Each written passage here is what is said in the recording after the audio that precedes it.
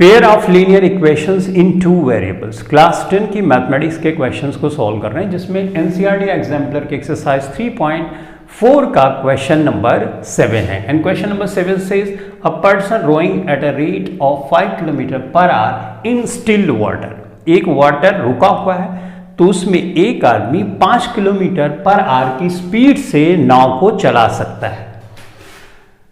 Takes thrice as much time in 40 kilometre upstream. अगर वो upstream जाता है तो उसको 3 गुना ज्यादा समय लगता है जब वो 40 किलोमीटर डाउनस्ट्रीम जाता है।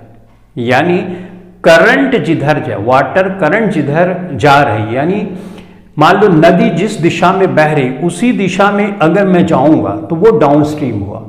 नदी इधर बह रही, पानी इधर बह रहा और मैं जा रहा हूं उसकी उल्टी दिशा में, तो ये हुआ अपस्ट्रीम। ठीक, डाउनस्ट्रीम अगर कोई इंसान चलेगा तो नदी इसी दिशा में बह रही है, नाव भी इसी दिशा में जा रही है, तो उसकी स्पीड प्लस हो जाएगी। अपस्ट्रीम चलेगा मतलब वो जा इधर रहा है और वाटर इधर से बह रहा है, तो उसकी स्पीड घट जाएगी। राइट, तो ये तो बात अपस्ट्रीम और डाउनस्ट्रीम की हुई। तो अगर यहां पे मैं अपस्ट्रीम का टाइम निकाल लूं, डाउनस्ट्रीम का टाइम निकाल लूं, तो उसके हेल्प से मैं स्पीड निकाल सकता हूं कि स्ट्रीम की कितनी है। तो सबसे पहले लेट कर लेते हैं। Let the speed of the stream be x kilometre per hour. तो केस फर्स्ट देखते हैं। देखो बच्चों, टाइम यहां पे दिया गया है ना, एक का अगर t है तो दूसरे का 3t है। राइट, 3 गुना है। तो टाइम को टाइम के साथ रिलेट किया जा सकता है। तो सबसे पहले मैं अपस्ट्रीम का टाइम देखता हूं। अपस्ट्रीम का टाइम मैं देखूं अगर, तो ये मान लो यूपी लिख देता हूं। ये टाइम किसके बराबर होगा? अपस्ट्रीम का टाइम जो दिया गया उसके बराबर। मान लो अपस्ट्रीम का टाइम t है। ठीक, अब इसको चेंज करता हूं। टाइम बराबर आप जानते हो कि d1 अपॉन s1 होता है, डिस्टेंस अपॉन स्पीड होता है। तो ये टाइम मैंने लिख लिया यहां पे। Right, okay. अब डिस्टेंस 40 किलोमीटर है तो मैंने लिख लिया। अपस्ट्रीम में स्पीड का क्या होगा? 5 किलोमीटर से तो जा ही रहे थे, और जो वाटर स्ट्रीम है वो x किलोमीटर से अपोजिट दिशा में आ रही है, तो स्पीड तो घट जाएगी, 5 किलोमीटर से कम होगी, यानी 5 माइनस x मैंने कर लिया। राइट, ये हो गया is equal to t। Right, equation first बच्चों इसको आप मान लो। डन। अब केस सेकंड लेते हैं। अगर डाउन स्ट्रीम होगा,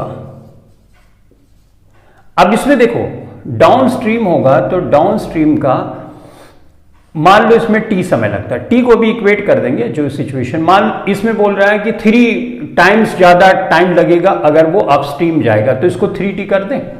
हाँ, 3t कर दे, देखो इश्यूज नहीं, तो इसको t मान लेंगे क्योंकि इसका 3 गुना समय इसमें लगता है ना। तो डाउन स्ट्रीम का ये हो गया t। अब फार्मूला वही लगाएंगे, d2 upon s1 is equal to t। तो बच्चों डिस्टेंस क्या है? डिस्टेंस तो 40 ही है। स्पीड का क्या होगा? स्पीड जुड़ जाएगी क्योंकि डाउनस्ट्रीम में स्पीड जुड़ जाती है वाटर करंट की, तो जुड़ गई, यहाँ पे t हो गया। ये इक्वेशन सेकेंड हुआ। ये इक्वेशन आप समझ गए होंगे। यहाँ पे स्टेटमेंट में बोला जा रहा है कि अगर आप अपस्ट्रीम जाओगे तो समय आपको 3 गुना डाउनस्ट्रीम से ज्यादा लगेगा। तो अगर इसमें t समय लग रहा है तो अपस्ट्रीम में 3 गुना ज्यादा लगेगा, तो ये इक्वेशन बन जाएगी। ये ठीक बात। अब इन दोनों इक्वेशन को इक्वेट मैं करूं तो कुछ, ये जो t है ना, इसको मैं ऐसे भी तो रख सकता हूं, ये मल्टीप्लाई में है तो मैं ये डिवाइड में कर दूं, कोई इशू नहीं होना चाहिए क्योंकि मैथमेटिकली बिल्कुल ये करेक्ट है। t और t यहां पे इक्वल है कि नहीं है? ऑब्वियसली है। तो इसका मतलब राइट हैंड साइड इक्वल है तो लेफ्ट हैंड साइड भी इक्वल होगा।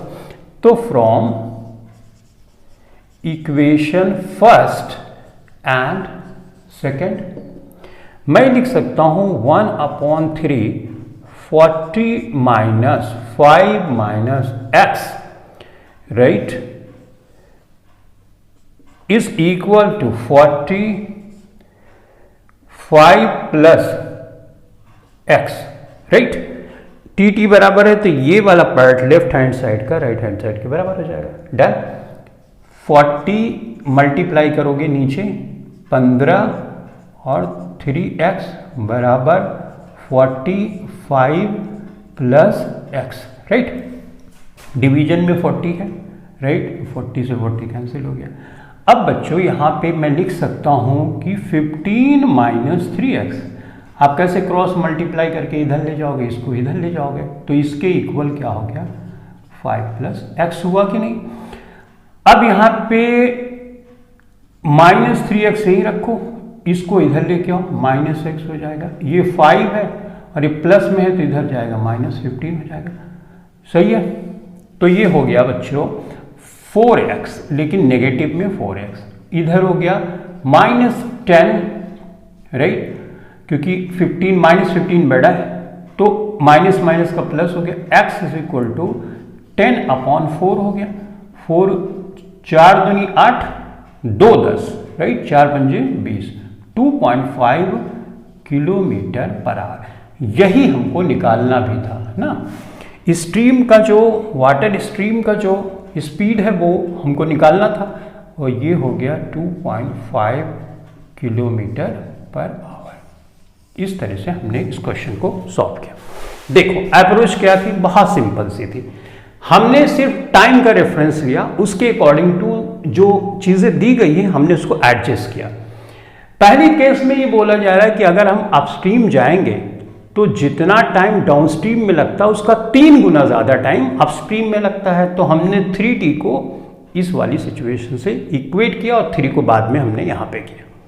इसको t ही रखा क्योंकि क्वेश्चन में ही बोल रहा है कि ये जो टाइम होगा इसका 3 गुना ये लगेगा, तो हमने इसको अगर t माना तो ये 3t होगा।